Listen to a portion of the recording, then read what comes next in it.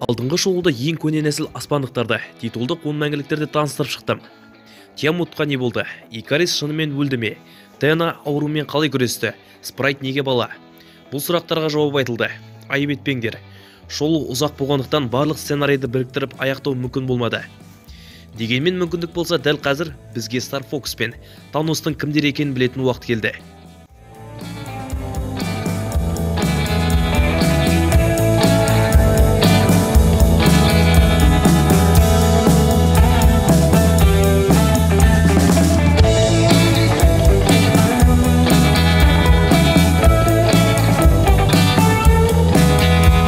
Мәңгіліктердің қалғандары, атап айтқанда Друик, Маккари және Тена галактика бойынша басқа мәңгіліктерді іздеу үшін Томо кемесімен жерді тастап барады.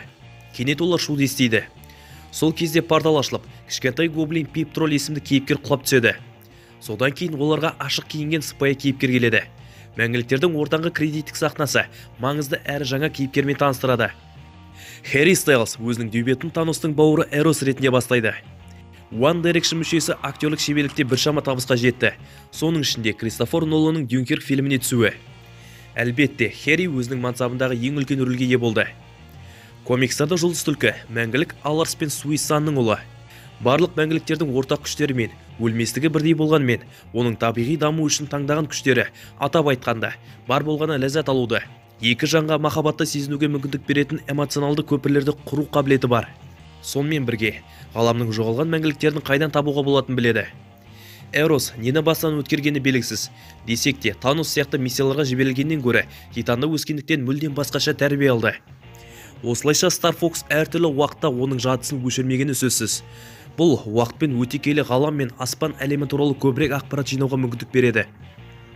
Олар бұрын кездескен, тек қалғандары оны есіне түсіре алмайды. Питер Динклейдж бірнеше жыл бұрын кек алушылар шексіз соғысына қатысқан кезде оның Пип Тролльді ойнайтын туралы көптеген теория таралған еді. Әрине, ол гномдар патшасы Эйтриді ойнады. Пип Тролль өзінің туған жері Лаксидазиядан қуылып, сиқырлы құралдардың көмегімен телепортация арқылы бірнеше күшке ие болды. Пиптің Марвел киноәлемінде үлкен рөл атқаруы мүмкін. Өйткені комикстарда бірнеше әңгімелері тек Star Foxпен ғана емес. Сонымен бірге, жақында Уилл Полтер сомдайтын Адам Орлықпен бірге болған. Бұрындары Таносты мәңгіліктер фильміне қосады деген үміт болған. Бұл теория Star Fox эпизодтары арқылы дәлелденді. Бірақ фильм олардың қалай байланысқанын түсіндірмейді. Star Fox пен Танос ағайынды, бірақ бұлар бір-біріне ұқсамайды. Star Fox пен Таностың арасындағы байланыс олардың мыңдаған жылдар бұрын жерді тастап кеткен титандық мәңгіліктердің нәсілінен шыққандығы. Танос оларға девианттық мутацияға байланысты сыртқы келбеті жағынан ерекшеленді. Жердегі мәңгіліктер сияқты титандықтар адамға ұқсайды. Бұған жұлдыз түлкі деп аталатын Аларстың ұлы Эрос кіреді. Неліктен Танос бүкіл нәсілін былай қойғанда өзінің отбасынан ерекше? Себебі Танос девианттық синдроммен туылған және бұл адамдар арасында сирек кездесетін генетикалық құбылыс болып саналады. ДНК-дағы мутацияға байланысты Танос девианттарға физикалық ұқсастығы бар, бірақ бәрібір мәңгілік болып саналады. Марвел әлемінде девианттық синдромы бар басқа мәңгілік адамдар болуы мүмкін. Әзірге Таностың девианттық синдромы бар екендігі расталған жалғыз кейіпкер. Star Fox'тың бұрыннан бері маңызды байланысы бар. Ол Таностың ағасы. Екі ағайынды шын мәнінде бір-бірін жек көреді. Эрос өзінің ағасы Таностан мүлдем өзгеше. Star Fox өзінің жастық шағын галактикада көңіл көтеріп, әрі махаббат іздеумен өткізген харизматикалық титан. Алаңсыз сайран салып, әйелдерге көбірек көңіл бөледі. Танос керісінше қарқынды және деспотикалық, ғаламды жаулап алуға құмар титан болды. Ата-анасы Таносты Эросқа қарағанда басқаша тәрбиеледі. Оның күлгін терісімен үлкен денесіне әсер ететін девианттық синдроммен туылғанына жеркене қарайды. Тіпті анасы Суисан Таносты сәби кезінде өлтірмек болған. Яғни Танос жартылай девианттық, жартылай мәңгілік. Жылдар өте келе, Титан Таностың шабуылынан кейін Star Fox ағасына қарсы күресу үшін басқа Титаннан аман қалған тұрғындармен бірге болды. Сонымен қатар бұл шабуылда анасының өлімі өмірге біршама байыппен қаруға алып келді. Star Fox ағасына қарағанда әлдеқайда көңілді. Галактиканы айналып өтуге қызықса, Танос ғаламға үстемдік ететін есіз қолбасшы болды. Дегенмен, әрбір мың жыл сайын соғысушы ағайындар өздерінің өшпенділіктермен ашуларын тастап бітім жариялайды.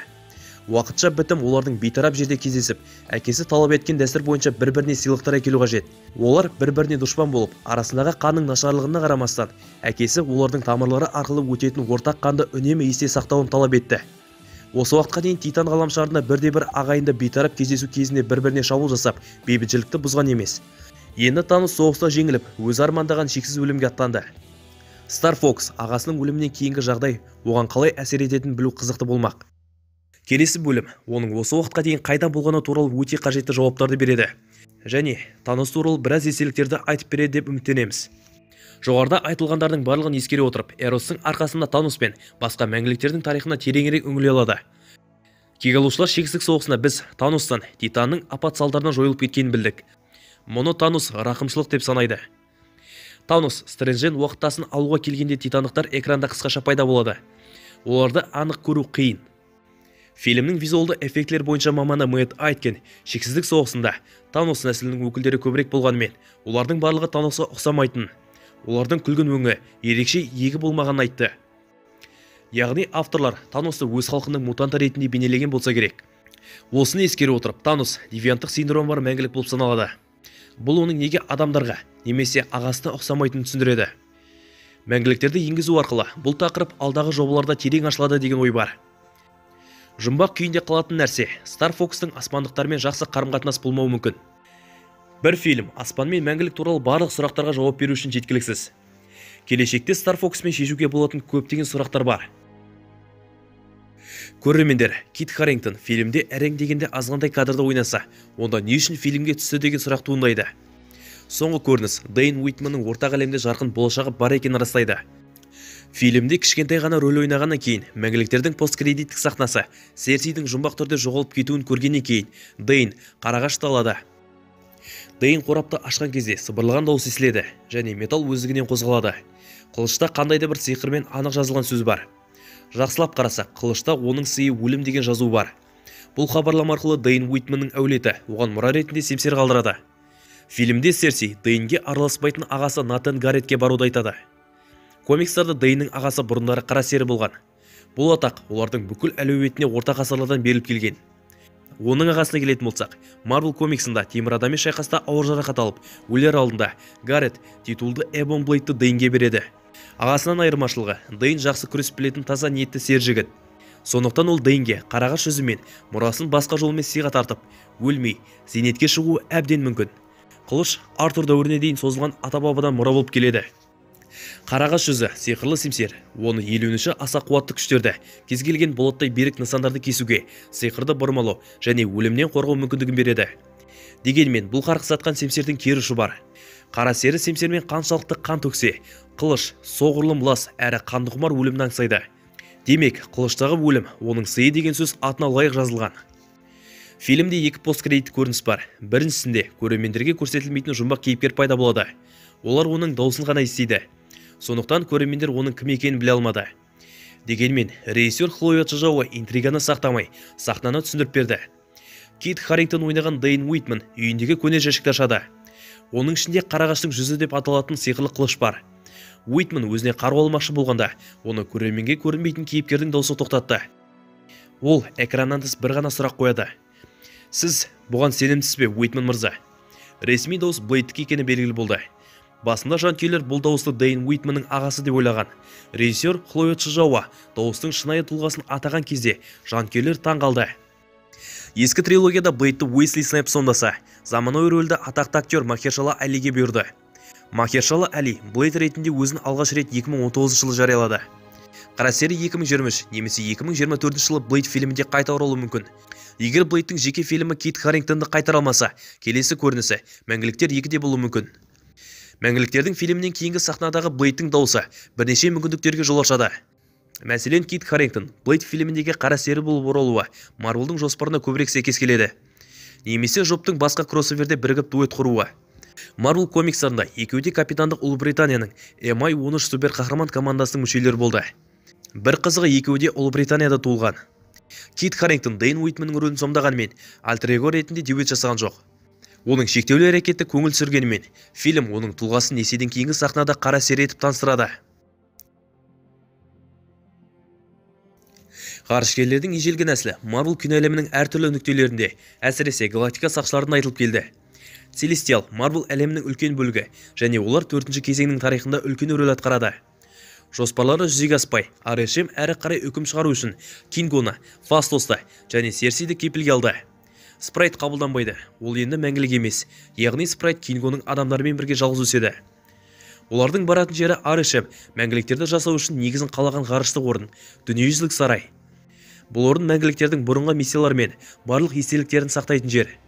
Арышемнің оларды алып кеткен себебі Серси, Фастус және Кингоның естеліктерін тексеріп, олар Арышемнің бұйрықтарын орындамай, Тиамуттың шығуын тоқтатқанына ашуланды. Сондықтан олар неге бұлай шешім қабылдағанын білгісі келеді. Мәңгіліктер адамзатқа көмектесу кезінде жердегі уақыты мен естеліктерін зерттейді. Егер Арышемнің көрген естеліктері қате болып оған ұнамаса, ол жерге оралып, ғаламшарды қайтадан сотқа тартады.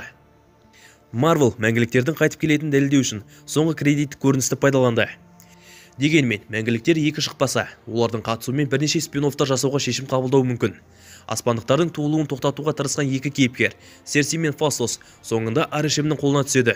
Кинго оларға Икариспен күресуге көмектеспесе де, жазаға қосылады. Оларды табуға көмектесетін Дома бортындағы мәңгіліктер. Стар Фокс және Пип Троллдың көмегімен қалған үш мәңгілік достарын құтқару мүмкіндігін алды. Арышемде Домадан мәңгіліктерді тартып алу мүмкін еді. Үшеуі де Тиамуттың туылуын тоқтатуға қатысты, бірақ белгісіз себептермен оларды алып кетуден бас тартты. Аспандағылар үлкен материя мен энергияны басқару қабілеттері бар нысандар. Олар ғаламдағы болмыстың бірінші формасы ретінде сипатталған. Арышем шексіз ғарыштық күші арқылы ғаламды, жұлдыздарды және тіршілік формаларын жасады. Мәңгіліктерді көргендей, олар Тиамуттың тұқымын отырғызған кезде аспандықтарды жасау үшін тіршілік формаларын жоюдан тартынбады. Мәңгіліктер Марвел киноәлеміндегі аспандықтардың дебют емес еді. Өйткені олар ең алғаш Галактика сақшылар фильмінде пайда болған. Бірінші фильмде коллекционер аспанның тарихын айтып берді. Галактика сақшыларына арналған шексіздік тастары және оның құрамына аспан әлемі кірді. Сондай-ақ марқұм аспанның басы болып табылатын Кноуэр тау-кен ғаламшарын таныстырды. Содан соң Галактика сақшылары екінші бөлімде басты антагонист тірі ғаламшар Эго болды. Аспандықтардың шексіздік тастарымен нақты байланысы бар, өйткені олардың кейбіреулері өздерінің адал емес мақсаттары үшін пайдаланды. Олардың бірі аспан эсоны күштасын бүтіндей ғаламшарды жою үшін пайдаланды.